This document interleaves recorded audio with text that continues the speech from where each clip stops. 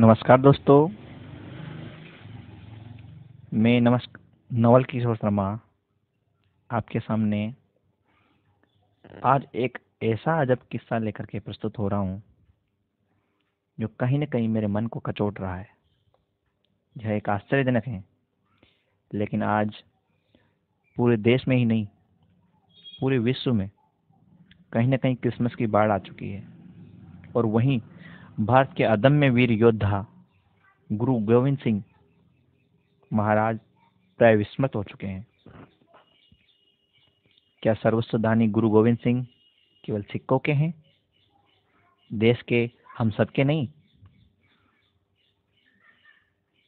शायद Facebook, Twitter और ऐसे अन्य जो सोशल मीडिया के माध्यम हैं, उनको देखकर तो ऐसा ही लगता है।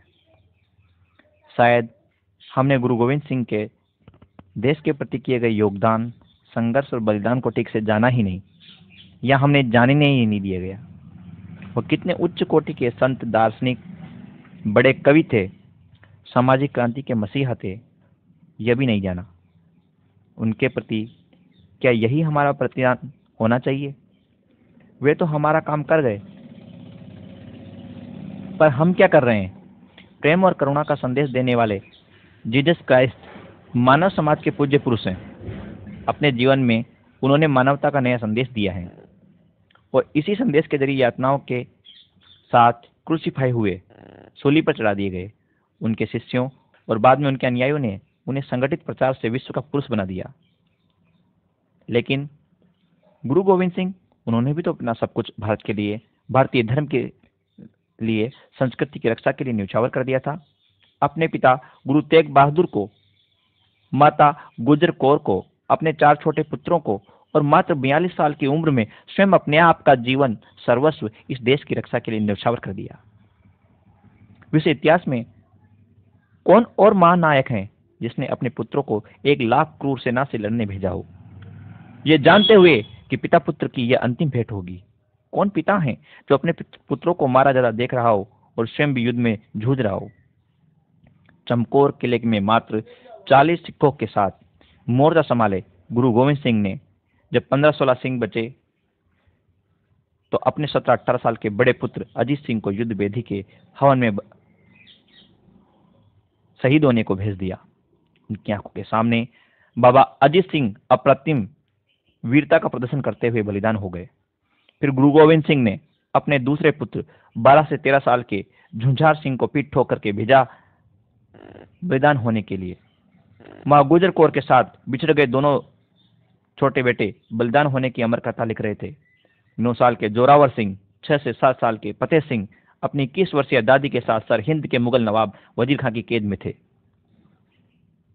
कई दिन के भूखे प्यासे दोनों बच्चे, माता गुजर कौर दिसंबर की ठंड में एक ऊंचे खुले बुर्ज में बंद, कुछ ओढ़ने को न बिछाने को। नवाब की पूरी तलवार की ताकत और लालच देने के आकर्षण उनकी उन्नत मस्तक के संकल्प को नहीं डिगा पाए। विश्व कल्याण और विश्व के इतिहास में ऐसा कोई उल्लेख कहीं पर भी आपको नहीं मिलेगा। छोटे बच्चों का ऐसा स्वाभिमान अकड़बाज होने का मिलता है, मुझे तो नहीं मिला। 3 दिन तक लगातार नवाब उन्हें अपने दरबार में धमकाता, डराता, लालच देता रहा। झल्लाकर दोनों भाइयों को उसने जिंदा दीवार में चुनवा दिया, तब भी ये नहीं डिगे। दीवार ढह गई। अगले दिन दोनों भाई वैसे ही तने रहे तो उनके सर काट दिए गए। दादी यह सुनकर भला कैसे जीवित रह सकती थी? अगर दबाव या लालच में ये दोनों सिंह सावक इस्लाम अपना लेते तो? माता गुजर कौर उन्हें तैयार कर, उन्हें समझा कर भेजती। कैद में रहते हुए कौन स्त्री अपने छोटे छोटे नातियों को धर्म के लिए अडिग रहने और बलिदान देने को प्रेरित करेगी? बड़ा कलेजा चाहिए इसके लिए। जीवन सबको प्यारा होता है, उन्हें मृत्यु मोहक लगती थी। गुरु गोविंद सिंह के दोनों बच्चों विश्व के इतिहास में सबसे कम उम्र में शहीद होने वाले बच्चे हैं। 1734 में टुकड़े टुकड़े कर मारे गए 90 वर्षीय भाई मनी सिंह सबसे अधिक उम्र के थे। और यह सब हुआ था इसी महीने में, यानी कि दिसंबर के महीने में। 21 से 27 दिसंबर के बीच का ये समय विश्व के इतिहास में अद्वितीय है। ऐसा कोई उदाहरण हमें देखने को नहीं मिलता। आज हम उसे भूल करके कहीं न कहीं पाश्चात्य संस्कृति के द्योतक क्रिसमस के पीछे दौड़ रहे हैं। क्या हमें गुरु गोविंद सिंह को याद नहीं करना चाहिए?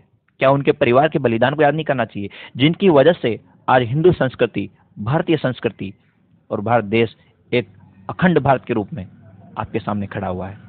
कहीं न कहीं ऐसे वीर योद्धाओं के खून से इसे सींचा गया है। तो आइए हम गुरु गोविंद सिंह और उनके परिवार को, पूरे पौह को एक सच्ची श्रद्धांजलि अर्पित करें। अगर आपको मेरा ये वीडियो पसंद आए तो लाइक करें, शेयर करें और इसे सब्सक्राइब जरूर करें। और मेरी आवाज़, मेरे मन के ये शब्द प्रत्येक व्यक्ति तक पहुँचे, उस व्यक्ति तक जो आज कहीं ना कहीं पाश्चात्य संस्कृति के पीछे पागल हुआ जा रहा है। उसे समझाएं कि भारतीय संस्कृति कितनी अखंड है, कितनी अमिट है, कैसी भीनी सुगंध इस भारतीय संस्कृति से आ रही है। और उसका कारण है गुरु गोविंद सिंह जैसे लोग, जिनकी वजह से आज हम जीवित हैं, हमारी संस्कृति जीवित है, हमारा इतिहास जीवित है।